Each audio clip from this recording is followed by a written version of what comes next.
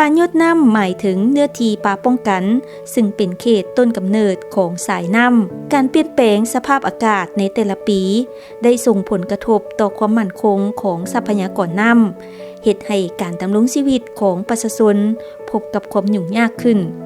ด้วยเหตุนี้รูปแบบที่8จึงถูกกำหนดขึ้นเพื่อคุ้มครองและปกปักรักษาป่ายอดน้ำหรือป่าต้นกำเนิดของสายน้ำให้มีความอุดมสมบูรณ์อย่างยืนยงจุดประสงค์หลักแม่นเพื่อป้องกันบ่ให้เขตป่าไม้และที่ดินป่าไม้ในเขตดังกล่าวถูกทำลายเพื่อรับประกันให้ชุมชนมีน้ำใช้เข้าในการบริโภคและการผลิตเกษตรกรรมได้ตลอดทั้งปีคุ้มครองป่ายอดน้ำหรือว่าเนื้อที่ยอดน้ำแหล่งน้ำมันมีความสำคัญหลายย้อนว่าป่าไม้เป็น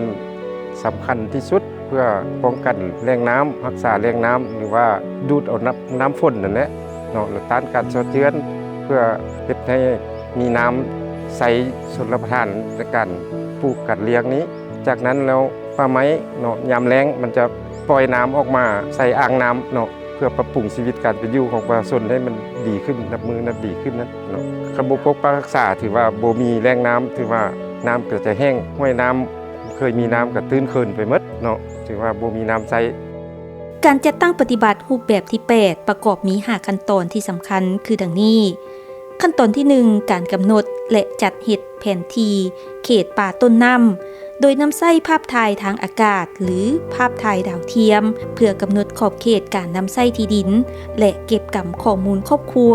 ที่นำใช้ที่ดินในเขตดังกล่าวขั้นตอนที่2การสร้างแผนการคุ้มครองและปกปักรักษาแบบมีส่วนร่วมโดยเก็บกำข้อมูลละเอียดเกี่ยวกับสิทธิ์นำใช้ที่ดินเป้าหมายการนำใช้รายรับและผลกระทบจากการนำใช้เพื่อวางมาตรการการแก้ไขที่เหมาะสม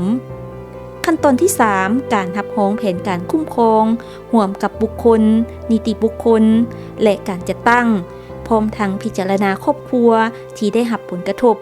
โดยนำใช้แบบฟอร์มสอบถามเพื่อซอกหาทางเลือกในการตอบแทนหรือตอบสนองความต้องการของเขาเจ้า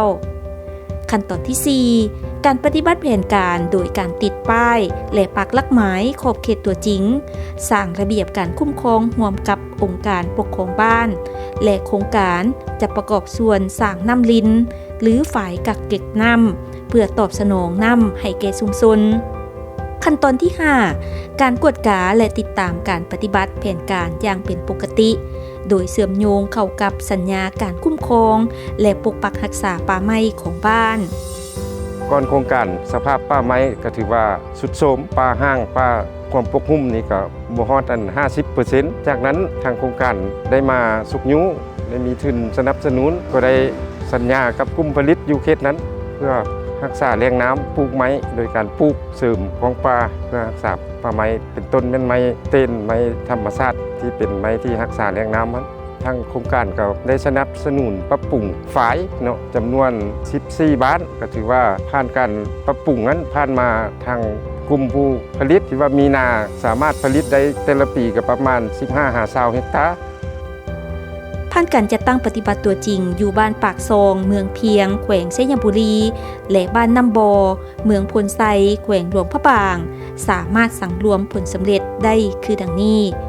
บ้านปากซองสามารถกำหนดเขตป่ายอดน้ำและปักหลักหมายในเนื้อที่30เฮกตาร์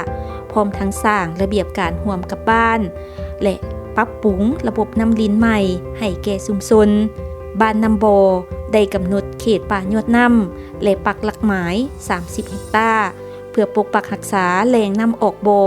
พร้อมทั้งก่อสร้างฝายอ่างเก็บน้ำและระบบน้ำลิ้นให้แก่ประชาชนได้สมใช้ทุกครอบครัวจุดที่ตั้งของเฮานี้เนาะต้องได้กำหนดเขตตั้งแต่ยอดน้ำหรือแหล่งน้ำห้วยน้ำเนี่ยไปหาบอนที่เขากำหนดเขตประมาณ3-500 เมตรบ่ให้ทางป่าบ่ให้ตัดไม้ทำลายป่าเนาะบ่ให้คนลักลอบถ้าผู้ใดเกินมติหรือว่าเกิน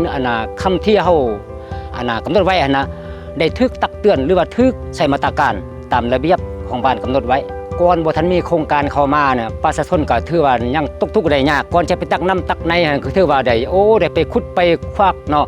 แต่ละครอบครัวก็มีความยุ่งยาก บ่แต่ไปตักตามห้วยตามห้องคือว่าดีมุกดีเจอมีความรู้สึกตื่นเต้นเนาะที่ว่าโครงการได้ให้ความสำคัญให้ความหมายความสำคัญให้พ่อแม่ประชาชนที่เฮาชาวบ้านนำบ่อันแหละแต่ว่าอย่างหนึงก็คิดว่าในอนาคตก็จะต้องได้รับการช่วยเหลือเบิ่งแย่งจากกันเทิงตื่มอีกหรือว่าโครงการตื่มอีก รูปแบบที่8แม่นการคุ้มครองและปกปักรักษาป่ายอดน้ำเพื่อรักษาแหล่งกำเนิดของสายน้ำให้มีความอุดมสมบูรณ์ผลดีของรูปแบบนี้แม่นช่วยป้องกันเขตป่าไม้บ่ให้ถูกทำลายและรับประกันการกักเก็บปริมาตรน้ำธรรมชาติอย่างมีประสิทธิผล